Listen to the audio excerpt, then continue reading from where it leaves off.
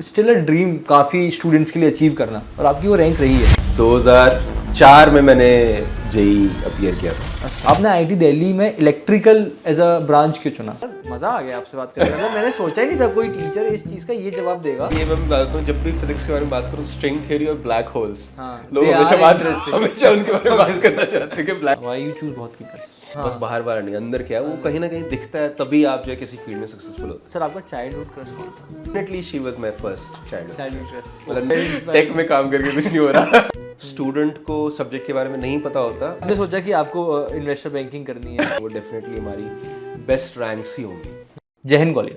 मेरा नाम है प्रखर दीक्षित और आपका स्वागत है बहुत की प्लस की एक नई पॉडकास्ट सीरीज में। आज मैं बात करने वाला हूँ दीपक भारद्वाज सर से, जो कि बहुत की प्लस की एचओडी है फिजिक्स डिपार्टमेंट में। जी हाँ, आपने सही सुना। मैं तो पूरी कोशिश करूंगा इनकी टांग खींचने की, कुछ ना कुछ ऐसा निकालने की जिनसे थोड़ा परेशान हो, पर देखते हैं मैं ये कर पाता हूँ कि नहीं। तो सर, आप कैसे हैं? और आपका इस पॉडकास्ट सीरीज में स्वागत है। हेलो प्रखर, थैंक यू, बहुत बढ़िया हूँ मैं, आप बताएं। और सर, सबसे पहले तो मैं आपसे स्टार्टिंग से बात करना चाहता हूँ।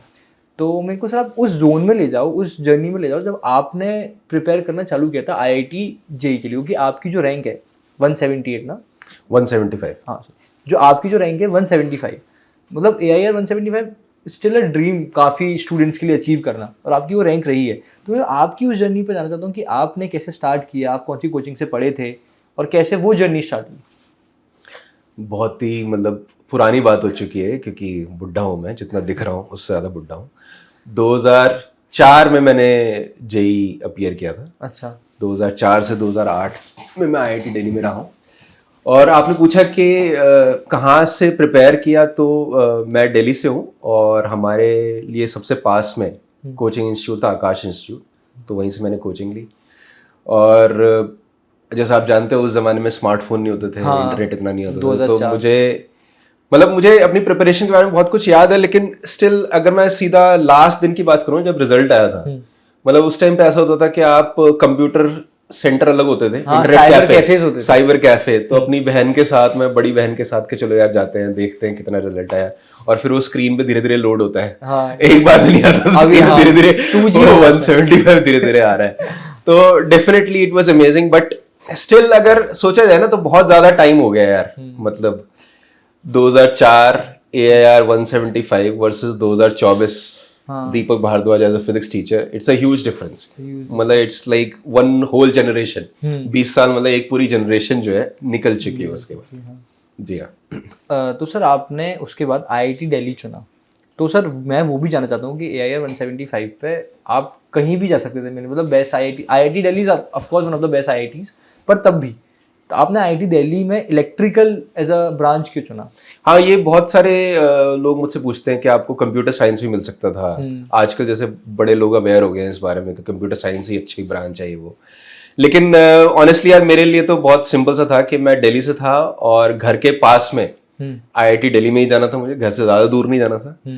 और आईआईटी दिल्ली में कंप्यूटर मिल नहीं रही थी, इलेक्ट्रिकल मिल रही थी, तो मम्मी पापा ने बोला ठीक है बेटा, यही चलिए, यही ले लो, कम से कम घर के पास रहो। हाँ सर, मैंने एक बार एक इंटरव्यूज देख रहा था जब मैं अपनी जर्नी में आईआईटी की प्रिपेयर कर रहा था, तो वो जो आती है ना freshers introduction of IIT BHU, ये इस टाइप ऑफ हाँ हाँ वीडियोस। हाँ। तो मैंने एक ऐसी आईआईटी बॉम्बे की देख रहा था, तो उसमें एक लड़का था जिससे पूछा था कि मोटिवेट क्या किया आपको आईआईटी में आने के लिए, क्योंकि IIT Bombay is one of the मतलब काफी टफ है आईआईटी बॉम्बे में पहुंचना।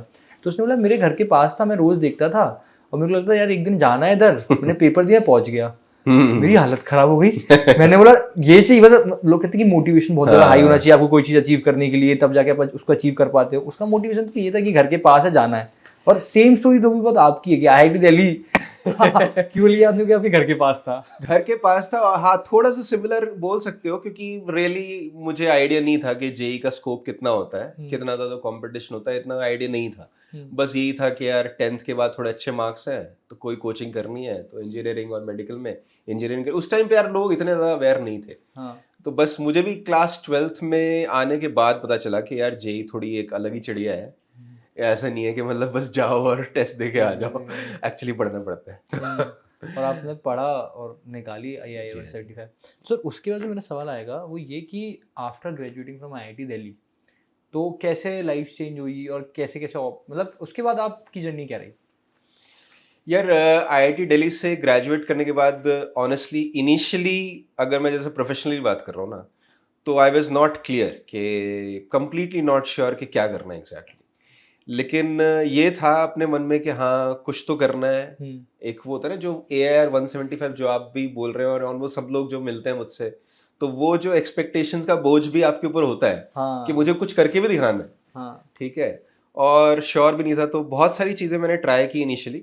मतलब जैसे स्टार्टिंग में जब मैं पास आउट हुआ तो मैं अपने कोर फील्ड में गया, एनवीडिया ग्राफिक्स एक कंपनी है। देन मैंने डिसाइड किया मुझे क्यूरियोसिटी थी कि इन्वेस्टमेंट बैंक्स में एक्चुअली क्या काम होता है। क्योंकि मतलब ये क्यूरियोसिटी का रीजन क्या था? यार मतलब एक वो इमेज जो है ना इन्वेस्टमेंट बैंकर की, हाँ इन्वेस्टमेंट बैंकर की वर्सेस एक टेक वर्कर की, जिंदगी ना मिलेगी दोबारा में ऋतिक बिल्कुल रोशन बिल्कुल types। बिल्कुल बिल्कुल वो पैसा ज्यादा है। कूल होते हैं ना, हाँ। ऐसा लगता है ज्यादा कूल होते हैं। तो अब मैं सोचा चलो इन्वेस्टमेंट बैंकिंग में ट्राई करते हैं। So I work with JP Morgan Bombay. Then I got interested into the whole stock market thing, और फिर मैंने सोचा एल्गो ट्रेडिंग, एल्गोरिथम की ट्रेडिंग, उसमें काम किया। फिर सॉफ्टवेयर में ज़्यादा इंटरेस्ट आ गया, सॉफ्टवेयर में काम किया, और ऐसे घूमते घूमते जो है ना, एक दिन किसी ने बोला कि यार ये कोचिंग इंस्टीट्यूट में ट्राई करो जॉब। मैंने इंटरव्यू दिया, और जब से लेकिन फिर पहली बार क्लास में घुसा तो लगा हाँ यार ये अब सही जगह आ गया, मतलब ये एक ऐसी जॉब है जो मैं कर सकता हूँ। यू आर मतलब डिस्कवरिंग योरसेल्फ पूरे उन 3 सालों में, मतलब अलग अलग जगह, मतलब एनवीडिया में आपने कोर पे काम किया, अपने इलेक्ट्रिकल जी पे, हाँ। उसके बाद आपने चूज किया JP इन्वेस्टमेंट मॉर्गन बैंक, जी इन्वेस्टमेंट हाँ। बैंकिंग, उसके बाद एल्गो ट्रेडिंग में आप चले गए। ट्रेडिंग तो मतलब ये जो 4 साल थे, ये आपने हर एक चीज ट्राई करी, उसके बाद you and up on teaching and कि टीचिंग। मेरे को पढ़ाना है। तो वो किक कैसे आती है, मतलब आपको कैसे पता चलेगा अपनी लाइफ में कि यार ये वो है जो मुझे करना है लाइफ भर? बिल्कुल, मतलब सच में मुझे कोई आइडिया नहीं था कि यही चीज़ है जो मुझे करनी है, लेकिन मेरे ख्याल से मेरे लिए डिसीजन उस दिन ईजी हो गया था जब मैं बेसिकली जॉब पे गया, और पूरा दिन जो 8-9 घंटे थे वो कहाँ बीत गए मुझे पता नहीं चला। क्योंकि उससे पहले जो है होता था ऐसा कि कोई नई जॉब आप ज्वाइन कर रहे हैं, 1-2 महीना एक्साइटमेंट रहेगा, लेकिन उसके बाद जो है ना 8 घंटे 9 घंटे ऑफिस में बिताना, मतलब लिटरली जो डेस्क जॉब होती थी उसमें लिटरली मैं देख रहा होता था कि यार अच्छा अब 1 घंटा हो गया, 1.5 घंटा हो गया।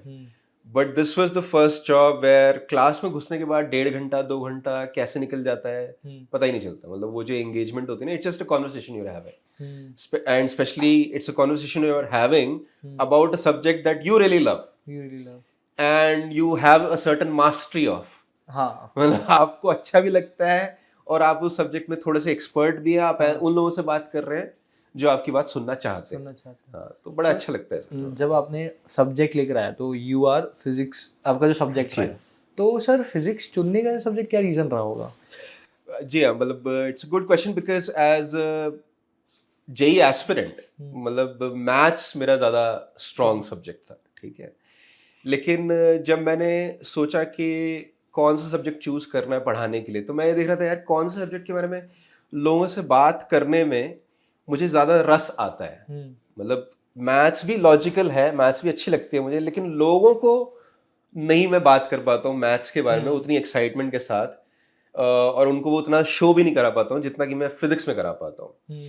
मतलब फिजिक्स में किसी से बात करें, चाहे वो छोटा बच्चा है, मतलब 9th 10th से लेके इंजीनियरिंग का बीटेक का स्टूडेंट भी है, उससे मैं कुछ ऐसी बात कर सकता हूँ जिससे उसकी आंखों में एकदम चमक आ सकती है। लेकिन मैथ्स में एटलीस्ट मैं नहीं कर पाता था।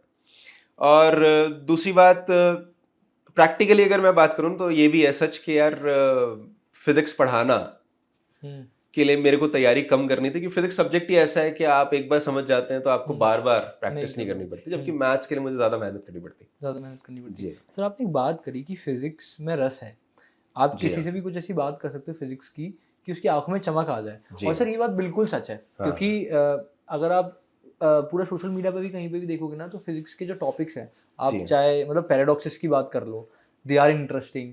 आप चाहे मतलब पूरा एक सोलर सिस्टम की बात कर लो, आप कर लो गैलेक्सीज की बात कर लो, दे आर इंटरेस्टिंग।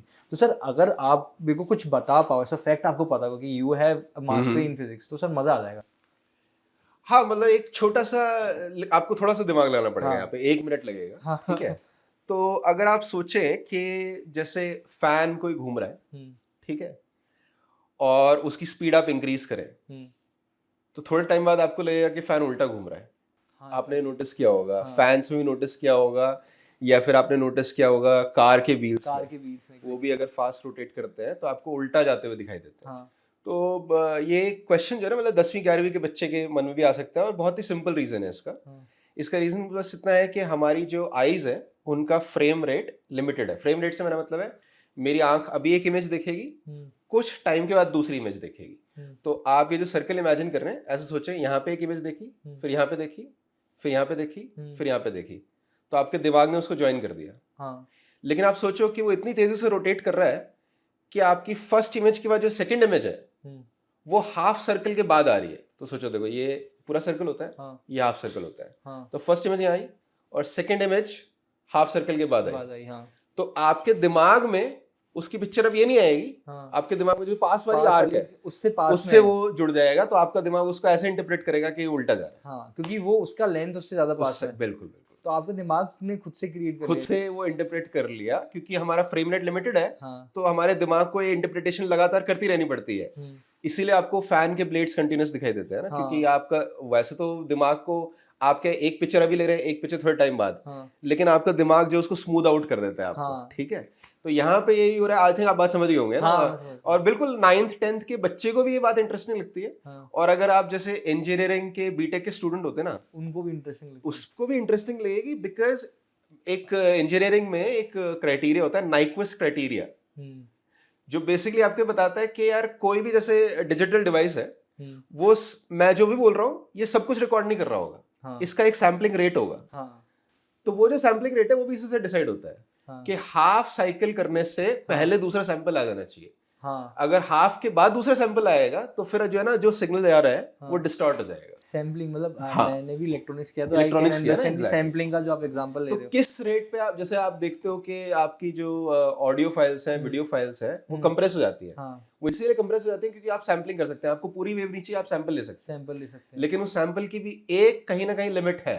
अगर आपने सैम्पलिंग हाफ साइकिल के बाद कर दी हाँ तो एक्चुअली आपका सिग्नल गायब हो जाएगा। सिग्नल गायब हो जाएगा। बहुत ज्यादा टेक्निकल उसमें चले गए हम। लेकिन sir it's an interesting depth knowledge, मतलब मजा आया मेरे को भी ऐसा लगा लिटरली, क्योंकि मैंने अपने कॉलेज में जब ये पढ़ा तो इतना इंटरेस्टिंग नहीं लगा था, नहीं लगता, बिल्कुल। पर आपसे बात करते टाइम में वो इंटरेस्टिंग लगा क्योंकि मुझे रस आ रहा है तो आपको भी रस आ रहा आपको भी है। रस आ रहा है। हाँ। अगर आप बोरिंग तरीके से कोई टीचर किसी चीज को पढ़ाते तो ना स्टूडेंट को मजा आता है जी हाँ जी। ना, मतलब मेरे ख्याल टीचर्स को भी मजा नहीं आ रहा होता है। पर अगर आपका इंटरेस्ट है, आपने खुद से ढूंढा है कि टीचिंग इज योर इंटरेस्ट, तो आपको पढ़ाने में उतना मजा आता है। एक्चुअली आई एम सॉरी, वैसे ज्यादातर क्वेश्चंस आप कर रहे हैं, लेकिन ये जो आपने पॉइंट बोला ना, ये पॉइंट मुझे बहुत इंटरेस्टिंग लगता है कि हम जो है किन लोगों से इम्प्रेस होते हैं या किन लोगों को फॉलो करना चाहते हैं। मतलब मेरी ऑब्जर्वेशन ये है कि जरूरी नहीं है कि सामने वाला जो बोल रहा है उसमें आपको इंटरेस्ट हो। अगर आप इससे कन्विंस हो जाते हैं ना कि सामने वाला जो बोल रहा है उसको खुद में इंटरेस्ट है, हाँ तो आप भी उसको फॉलो करने लगते हैं। हाँ ठीक है ना? मतलब it's a psychological fact it's a psychological. If you love yourself then the people among you will gonna love Exactly. You more, They क्योंकि will भाई love you. इस बंदे को खुद से प्यार है, खुद तो से कुछ तो अच्छा ही होगा। कुछ तो अच्छा होगा। हाँ, बिल्कुल। भाई it's interesting conversation by the way sir. अब अपन सवालों में आगे बढ़ते हैं। तो सर मेरा एक सवाल आपसे ये भी रहेगा, आपने बताया कि आपने फिजिक्स का सब्जेक्ट क्यों चुना, उसी के साथ आता है कि आपने भौतिकी एज एन इंस्टीट्यूट क्यों चुना, क्योंकि अमोंग, मतलब अगर आपके करियर वाइज में देखा जाएंगे, आपने अमोंग बेस्ट कोचिंग्स में पढ़ाया है, आप खुद एक IITian हो, आपकी रैंक भी अच्छी थी, आप मतलब कुछ भी कर सकते हो, तो आपने भौतिकी प्लस क्यों चुना और ग्वालियर में आने का आपका क्या रीज़न है? हाँ, मतलब बहुत इंटरेस्टिंग डिसीजन मेरे लिए भी ये। स्पेशली भौतिकी प्लस क्यों चुना उसके बारे में अगर हम पहले बात करें तो मतलब ये थोड़ा सा अनबिलीवेबल है, लेकिन कुछ जो विजन है भौतिकी प्लस ब्रांड की और कुछ जो इनकी पॉलिसीज हैं वो अनप्रेसिडेंटेड है। मतलब कि अभी तक इस इंडस्ट्री में ऐसा इनिशिएटिव नहीं है। मैं जैसे कुछ चीज़ें लिस्ट करूं तो दिस इज अ ब्रांड जहाँ पे एक स्टूडेंट को कभी भी फीस रिफंड लेने की कंप्लीट फ्रीडम है। हाँ मतलब दिस इज अ ब्रांड जो आपको कन्विंस नहीं करते कि आप फीस रिफंड मत करवाइए। हाँ ठीक है, दिस इज अ ब्रांड जहाँ पे बच्चों का जो मोबाइल फोन यूज है उसको एक्चुअली अच्छे से मॉनिटर किया जाता है। दिस इज अ ब्रांड जहाँ पे अगर बच्चा क्लास मिस करता है तो उसके लिए प्रॉपर सेट प्रोसीजर्स हैं, तो ये उसको स्टेप्स लेने पड़ेंगे बच्चे को, तभी वो क्लास दूसरी जो है बैकअप क्लास ले पाएगा। तो ये कुछ ऐसे यहाँ पे इनिशिएटिव्स हैं जो मतलब बहुत ही लॉजिकल लगते हैं, लेकिन रियली दे आर अनप्रेसिडेंटेड। अभी तक ऐसा मैंने तो एटलीस्ट अपना जो इंडस्ट्री है उसके एक्सपीरियंस में ये स्टेप्स कहीं और नहीं देखे। तो this is what really excites मी कि एक थोड़ा डिफरेंट टाइप का विजन है और ऑब्वियसली भौतिकी प्लस अभी तो ग्वालियर में ही है। हम्म, वैसे मैं ग्वालियर से थोड़ा सा मेरा पर्सनल कनेक्शन भी है, मेरी वाइफ जो है हाँ, वो एमपी की ही है, अच्छा, तो ऐसा भी नहीं है कि बहुत दूर का बहुत है, दूर थोड़ा से हुआ मतलब हाँ, आप थोड़ा एक तरीके ससुराल से ससुराल, हाँ वही कहने वाला था मैं। वो वाला फील है यहाँ पे। हाँ, ठीक है, हाँ। ठीक है। सो सर उसके अलावा ये भी था कि सर अपन भौतिकी प्लस में आपकी आप रजिस्टर से मिले कैसे, और उसका जो पूरा क्वालिफिकेशन राउंड था आपका वो कैसे क्या हुआ था, इस बार इस पर भी डिस्कस जी हाँ, जी हाँ। सो भौतिकी प्लस का एक प्रॉपर इंटरव्यू और डेमो राउंड होता है फॉर रिक्रूटमेंट। स्पेशली जैसे अगर मैं मेरी बात करूं तो मुझे 2 रिटन टेस्ट देने पड़े थे, फिर उसके बाद डेमो देना पड़ा था। वो टेस्ट भी यार मतलब बहुत एग्जॉस्टिव टेस्ट होते हैं इनके, मतलब as compare to other institutes. तभी मैं रितेश सर से पहली बार मिला था, और उन्होंने कुछ कुछ ये जो मैं अभी थोड़ी देर पहले आपको एक लिस्ट बताई थी पॉलिसीज की, उन्होंने मुझे बोला कि ये हम हमारे यहाँ कर रहे हैं, फीस रिफंड कोई मांगता है तो हम इमीडिएटली दे देते हैं। एंड आई वाज लाइक, मैंने उनके मुंह पे बोला कि भाई मैं आपकी बात पे भरोसा नहीं कर रहा हूँ। मुझे नहीं भरोसा है कि कोई इंस्टीट्यूट इस तरह की पॉलिसीज चला रहा है और अभी बिजनेस में है हाँ, और प्रॉफिटेबल है। हाँ, फिर धीरे धीरे उनसे बात करके पता चला और लोगों से बात करके पता चला कि एक्चुअली यहाँ पे स्टेप्स लिए जा रहे हैं और उनके ऊपर काम किया जा रहा है। तो बस मतलब बोलने की बातें नहीं है, बोलने की बात नहीं, एक्चुअली हो भी रहा it's not a gimmick, it's है। हाँ, it's actually. Not just a gimmick. हाँ, जी हाँ, जी। तो और सर आपके मार्क्स कितने क्या आए थे, इफ यू आर हाँ, मार्क्स टेस्ट में अच्छे मार्क्स मैंने स्कोर किए। टू बी ऑनेस्ट मुझे अच्छे से नहीं याद है, कुछ 130 समथिंग आउट ऑफ 140 हाँ, समथिंग मेरे मार्क्स थे। और सच में टेस्ट काफी अच्छा था। मतलब मैं खुद ऑब्वियसली सब्जेक्ट एक्सपर्ट हूँ, बहुत सारे टेस्ट में डिजाइन कर चुका हूँ। तो टेस्ट दोनों तरीके से अच्छा था। एमसीक्यू में मतलब जो एग्जॉस्टिव कवरेज है वो भी बहुत अच्छा था, प्लस इनका एक सब्जेक्टिव टेस्ट भी होता है जिसमें जो अलग जो टाइप के क्वेश्चंस इन्होंने पूछे थे, एटलीस्ट और किसी इंस्टीट्यूट के टेस्ट में मैंने उस टाइप के क्वेश्चंस नहीं देखे। अच्छा। मेरे को एक चीज़ और पूछनी है आपसे, आपके हिसाब से एक टीचर मतलब जब एक टीचर की पूरी जर्नी चालू होती है, तो उसकी लाइफ में गोल्डन पॉइंट्स क्या क्या होते हैं, कि हम्म मतलब ये गोल्डन पॉइंट्स हैं। तो जैसे कि एक आप कोडर या फिर आप किसी भी कॉर्पोरेट का एग्जांपल हो तो दे आर प्रमोशंस, कि हाँ ठीक है ये था, अब मैं मतलब थोड़ा किया है काम, अब मैं थोड़ा ज़्यादा कैपेबल हूँ। तो टीचर्स की लाइफ में क्या गोल्डन मार्क्स होते हैं क्या? देखिए, स्पेशली हमारे फील्ड में तो मतलब it's a clear cut thing. अगर हम गोल्डन पॉइंट्स की बात करेंगे, अचीवमेंट्स की बात करेंगे, तो वो डेफिनेटली हमारी बेस्ट रैंक्स ही होंगी। हम्म, जो जो स्टूडेंट्स जिनका रिजल्ट बहुत अच्छा आया है hmm, overall throughout the year, specially under 200 under 100 ranks अगर आपने प्रोड्यूस किए तो वही आपके गोल्डन पॉइंट्स होंगे करियर के। ठीक है, हाँ, मतलब इसको हम ऐसे ही मेजर कर सकते हैं कि वहाँ पे मुझे पैसा इतना मिला था, वहाँ पे मुझे मिला था, हाँ, या फिर ऐसे भी मेजर कर सकते हैं कि वहाँ पे स्टूडेंट ज़्यादा अच्छे थे नहीं थे। लेकिन मेरे ख्याल से रियल ऑब्जेक्टिव मेजर तो यही हो सकता है कि द कि ranks which teachers produce. Ranks which you produce. Talking about the ranks, sir आपके पास कुछ ब्रिलियंट रिजल्ट्स हैं, मतलब ब्रिलियंट लैंड पॉइंट्स या फिर वो stars which you talking about, जैसे कि आपने प्रोड्यूस किया AIR 3 कलश गुप्ता, AIR 18 शिवम गोयल। तो सर मैं आपसे क्लीशे सवाल नहीं पूछूंगा कि ये सर ये कैसे स्टूडेंट्स थे, क्या सर कोई किस्सा बता दो इनका जो आपके हाँ, दिमाग में हो। बिल्कुल। और वैसे दोनों ही मैं बता देता हूँ कि दोनों दिल्ली के स्टूडेंट्स हैं, फिटजी इंस्टीट्यूट के स्टूडेंट्स हैं, फिटजी साउथ दिल्ली सेंटर के स्टूडेंट्स हैं। फिटजी साउथ दिल्ली में सुपर संकल्प हम्म, करके बैचेस चलते थे। और सबसे इंटरेस्टिंग इन दोनों के बारे में ये यार कि क्लास 11th में दोनों पहले 6 महीने हम्म, मेरे बैच में बैठे हैं। मुझे कभी पता ही नहीं चला कि कौन है कलश गुप्ता और कौन है शिवम गोयल। लिटरली कभी नहीं पता चला। ओके, एक दिन जब मैंने पहली बार कलश गुप्ता को नोटिस किया था, उस दिन यही था कि उसके आई थिंक वो टेस्ट में पहली बार जो उसके थोड़े से खराब मार्क्स आए थे। तो पहली बार अदरवाइज खराब हाँ, मार्क्स। खराब मार्क्स आए थे। अदरवाइज क्योंकि उसको बाय डिफॉल्ट अच्छे ही मार्क्स आने होते थे, तो कभी नोटिस ही नहीं करा उसको मैंने। तो ये कलश गुप्ता के बारे में स्पेशली एक और इंसिडेंट मुझे याद है कि कलश का, जहाँ तक मुझे याद है, जेई मेन में रैंक जो था अच्छा नहीं आया था, मतलब उसके स्टैंडर्ड से अच्छा नहीं आया था, मतलब कि 20 के ऊपर आया था जहाँ तक मुझे याद है। हाँ, तो उसके स्टैंडर्ड से वो अच्छा रैंक नहीं था। तो वो उदास था इस बात पे। उदास क्या मतलब, इस तरह के जो बच्चे होते हैं उनके लिए जो रास्ता है वो बहुत ही क्लियर कट होता है, और वो जो डिसीजंस लेते हैं एकदम फर्म और रिस्पॉन्सिबिलिटी के साथ लेते हैं। तो कलश गुप्ता का स्पेशली मुझे याद है कि जेई मेन तक रिवीजन उसने इंस्टीट्यूट में हमारे साथ की, और जब जेई मेन में उसका रिजल्ट अच्छा नहीं आया तो जेई मेन से जेई एडवांस के बीच में उसने साफ साफ मना कर दिया था कि मैं इंस्टीट्यूट नहीं आऊँगा, हाँ, घर से घर पे बैठ के तैयारी करता था, और फिर AIR 3 लेके आ गया।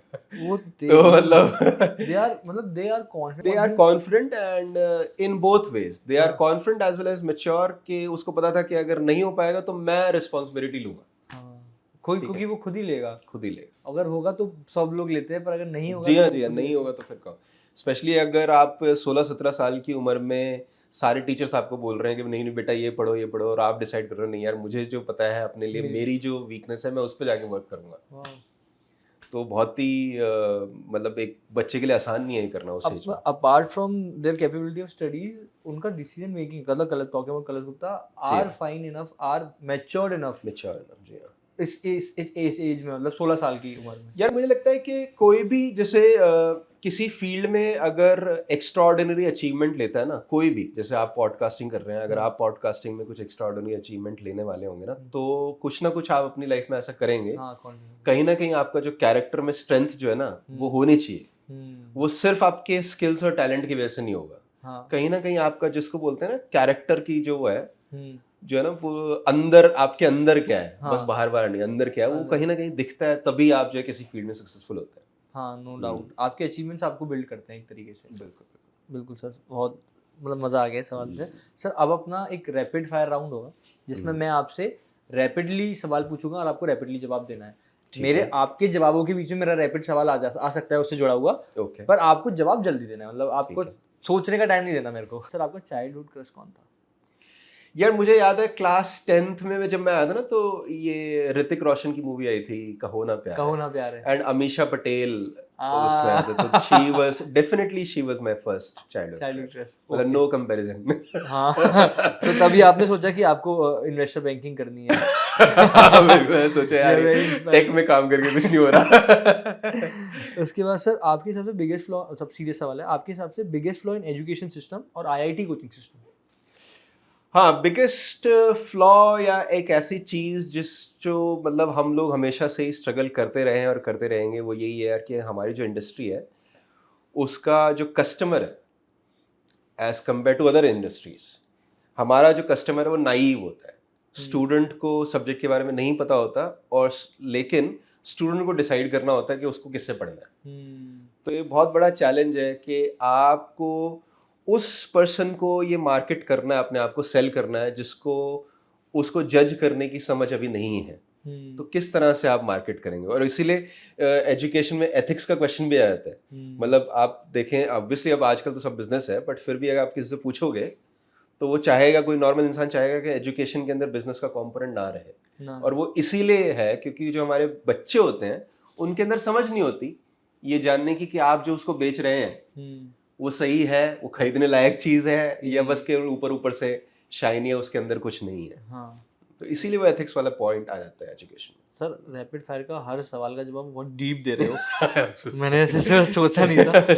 उसके अलावा सर आपके हिसाब से किसी आपके जो स्टूडेंट्स होते हैं उनकी most favourite habit and most irritating habit, मतलब ये तो बिल्कुल बिल्कुल पसंद नहीं है वैसी टाइप्स? यार फेवरेट हैबिट मुझे लगती है बच्चों की, अगर सीरियसली बोल रहा हूँ मैं, कि if they make funny jokes in class, like really funny, I really like it, because sometimes बच्चे जो ना इस तरह के जोक्स करते हैं जो जिस लेवल पे मैं नहीं सोच पाता, रियली। और वो मतलब लगता भी है कि यार डिस्ट्रैक्टिंग है, लेकिन अगर वो फनी है सच में तो बहुत अच्छा लगता है कि यार okay I can get it. मतलब इट्स वेरी इंपॉर्टेंट। सर मजा आ गया आपसे बात करके, मतलब मैंने सोचा ही नहीं था कोई टीचर इस चीज का ये जवाब देगा। नहीं, क्योंकि यार ज्यादातर लेक्चर्स में बच्चे बहुत ज्यादा इंटरेक्ट नहीं करते आपसे, संकोच करते हैं, डरते हैं थोड़े, लेकिन कभी कभी बच्चे जो है, जैसे मैं तुम्हें एक एग्जांपल देता हूँ कि मुझे जो ना, अभी मैं आपसे हिंदी में बात कर रहा हूँ, बट पहले बीच में जो है मुझे क्लासेस में इंग्लिश में बात करने की बहुत आदत हो गई। मतलब I was just completely delivering the whole thing in English only, और मेरे सामने जो ऑडियंस थी वो इतनी अप्रिशिएटिव नहीं थी इस बात के लिए। उनको भैया ये था कि भाई समझाओ क्या बोल रहे हो, अंग्रेजी कम झाड़ो, ठीक है। लेकिन बच्चे ने उसको कैसे डील किया, मैं 15-20 मिनट तक अपना इंग्लिश में कुछ लेक्चर दिए जा रहा हूँ, और अचानक से बच्चा बोलता है हिंदी के लिए 2 दबाएं। मैं बोला यार इससे फनी जोक मैंने आज तक कभी नहीं सुना। और सच में यार मतलब उस मोमेंट में वो जोक इतना फनी था, मतलब ऐसे ऐसे जोक्स बच्चे उस ही मार मोमेंट पाते में हैं। तो सर वो डेविस्टेटिंग फनी होगा एकदम यार नहीं, सर। लेकिन मुझे मजा आया। अब पर वो ठीक क्लास है में थोड़ा टप टप टप टप टप बहुत अच्छा लगता है, मुझे नहीं लगता कि बच्चे हंस रहे मेरे ऊपर तो बेइज्जती हो रही है। अगर वो सच में फनी चीज है तो हाँ। कोई बात नहीं, थोड़ी सी बेइज्जती कर लो यार, कोई बात नहीं, लेकिन sir- but it has to be funny. और इरिटेटिंग भी इससे जुड़ा हुआ ही है, कभी कभी बच्चों को लग रहा होता है कि दे आर बीइंग फनी हाँ, but it's- but they are not. they are not. मतलब वो just to disturb you, they are saying something जिससे उसे लग रहा है वो खुद ही हंस रहा होता है, या फिर उसके 1-2 बच्चे उसके आसपास के हंस रहे होते हैं हाँ। और किसी को अच्छा नहीं लग रहा होता। हाँ। That is probably the irritating thing. भाई यस। बड़ा मजा आ गया। सर इसके बाद सर किल मैरी डेट करना है आपको। जी हाँ। I am gonna give you 3 topics, उसको आपको अरेंज करना है किल मैरी डेट पे। तो सर आप काइनेमेटिक्स, क्वांटम फिजिक्स या थर्मोडायनेमिक्स, किल मैरी डेट। ओहो ओके, तो किल क्वांटम मैकेनिक्स,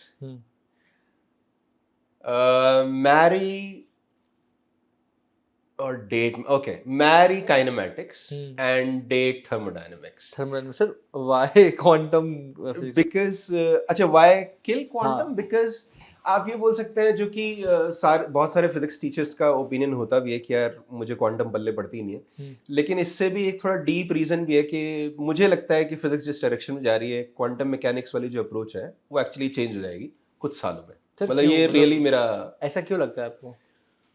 यार ये बहुत थोड़ा डीप हो जाएगा, लेकिन जैसे क्वांटम मैकेनिक्स की जो मेन इशू है वो ये है कि यूनिवर्स डिटर्मिनिस्टिक है या नहीं। यानी कि अगर मैं इस यूनिवर्स के बारे में सारी इंफॉर्मेशन अभी इस प्रेजेंट मोमेंट की आपको दे दूं, तो क्या आप पूरे 100% बता सकते हैं नेक्स्ट मोमेंट पे क्या होगा? तो अभी तक क्वांटम मैकेनिक्स से पहले हमारा व्यू जनरली यही रहा है कि अगर आपको अभी की 100% इंफॉर्मेशन है तो यूनिवर्स डिटर्मिनिस्टिक है, नेक्स्ट पॉइंट पे क्या होगा वो आपको पक्का पता है। बट क्वांटम मैकेनिक्स उसको हटा देता है। और भी बहुत सारी चीजें यार क्वांटम मैकेनिक्स में जिसको बहुत फेमस है, स्ट्रेंजनेस, क्वांटम स्ट्रेंजनेस, जो कि मुझे लगता है कि पैराडाइम शिफ्ट होने वाला है। मतलब पूरी अप्रोच ही शायद चेंज हो जाएगी और हम कुछ और दूसरा अप्रोच लेके आएंगे सेम सब्जेक्ट को, मॉडर्न फिजिक्स को सॉल्व करने का। सर मेरे को जितना पता है quantum physics start string theory से हुई थी, कि अपन ने कोशिश करी थी कि डायमेंशंस अपन जैसे 4 आई एम डायमेंशन। सॉरी आपको गलत बताया, स्ट्रिंग थ्योरी बाद में आई है बहुत, अच्छा। क्वांटम मैकेनिक्स के डेवलपमेंट के बहुत बाद में आई है string theory. String theory was supposed to be the end और द फाइनल थिंग। सर क्या स्ट्रिंग थ्योरी पे बात करते हैं, थोड़ा सा मजा आया। या स्ट्रिंग थ्योरी ओके, तो वैसे ये मैं बताता हूँ, जब भी फिजिक्स के बारे में बात करूँ, स्ट्रिंग थ्योरी और ब्लैक होल्स, लोग हमेशा उनके बारे में बात करना चाहते हैं कि ब्लैक होल बताओ स्ट्रिंग थ्योरी। भाई मैं बता रहा हूँ, देखो स्ट्रिंग थ्योरी रियली मुझे बहुत ही कम पता है, ठीक है, बहुत ही कम पता है। मेन उसका आइडिया ये है कि यूनिवर्स जो है पार्टिकल्स या वेव से नहीं बना, ऑसिलेटिंग स्ट्रिंग से बना है। तो जैसे कि अगर मैं गिटार बजा रहा हूँ तो एक ही स्ट्रिंग पे मैं इधर फिंगर रख रहा हूँ या इधर फिंगर रख रहा हूँ, उससे उसकी फ्रीक्वेंसी डिफरेंट हो जाती है, यानी उसका बिहेवियर डिफरेंट हो जाता है। तो स्ट्रिंग थ्योरी यही बोलते हैं कि सब चीजें जो अल्टीमेटली ऑसिलेटिंग स्ट्रिंग से बनी हुई है और वो किस फ्रीक्वेंसी पे ऑसिलेट कर रही है उससे डिपेंड करता है कि ये मुझे टेबल दिख रहा है या ये मुझे हवा फील हो रही है। लेकिन ultimately everything at a fundamental level is just oscillating strings, जो मुझे अभी पता है। आपने ऐसा क्वेश्चन पूछ लिया जो मेरी एक्सपर्टीज के एकदम ही बाहर है। लेकिन again trusting the experts, I know के मैथमेटिक्स जो है स्ट्रिंग थ्योरी की to make predictions is almost impossible right now. कोई भी प्रेडिक्शन जो है उससे नहीं हो पाई है और मैथ्स जो इनफाइनाइटली कॉम्प्लेक्स हुए जा रहा है। हाँ सर, आपने स्ट्रिंग थ्योरी को इतने सिंपल वे में समझा दिया है कि मतलब इस मजा आ जाएगा। मतलब जो भी इसको देखेगा ना उसे स्ट्रिंग थ्योरी अब कॉम्प्लेक्स नहीं लगेगी। अब उसे मतलब it's very very very great. और मेरे ख्याल से काफी टफ था। मेरे को भी स्ट्रिंग थ्योरी इतनी सिंपल वे में नहीं पता थी। जब पता कि इट्स ऑसिलेटिंग से मतलब हाँ, ये भी हो सकता है कि whatever sounds too good to be true is actually probably too good. तो हो सकता है मैंने कुछ ज्यादा सिंपल बना दिया तो एक्चुअली वो इतना सिंपल ना हो। ये मेरी अंडरस्टैंडिंग है, ठीक है, मेरी अंडरस्टैंडिंग है। ठीक है सर, अपन इसके बाद चलते हैं। जी sir favourite place in Delhi, क्योंकि अब दिल्ली से हो तो विजिट करने का आपका मन होता है कि मैं दिल्ली हूँ तो मैं इधर तो जाऊंगा ही। यार बहुत ही दिल के पास का सवाल पूछ लिया तुमने, लेकिन तुम्हें कोई आइडिया नहीं होगा। एक्चुअली आईआईटी दिल्ली के पीछे एक एरिया है जिसको बोलते हैं कुतुब इंस्टीट्यूशनल एरिया।